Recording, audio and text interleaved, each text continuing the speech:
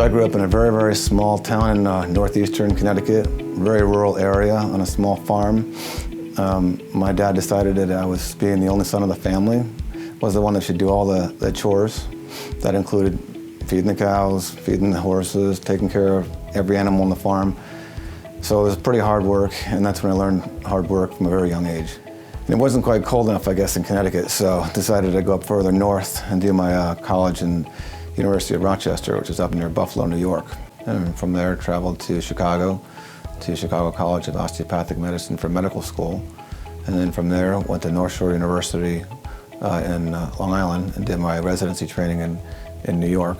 And then came down to Dallas, Texas for my fellowship training down here in the Arthroscopy Institute to learn sports medicine and arthroscopy. Taking care of patients with broken bones, as well as hip, knee, shoulder replacements. So I blend my practice into doing both sports medicine and general surgery, taking care of all varieties of patients from all ages. You have patients that are much older for rotator cuff repairs or hip and knee replacements, all varieties, because the goal is to get them back to their lifestyle to maximize their activity levels and what they want to do in life. And that's the most rewarding part of being an orthopedic surgeon. And it's very gratifying when you see a patient who came in a few months ago with an ailment that debilitated them from their activities that they wanted to do, their daily living activities. And they're doing everything. They're moving their arms, they have bad shoulders, they're moving their knees and walking without crutches, without pain pills. It's really rewarding when the patients come back and they're very grateful for that too.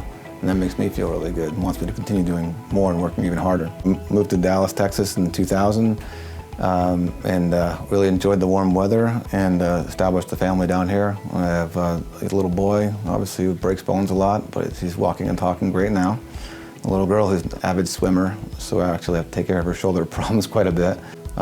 They have a great experience here in Texas, and they're actually Texans, born here and raised here, and they love it.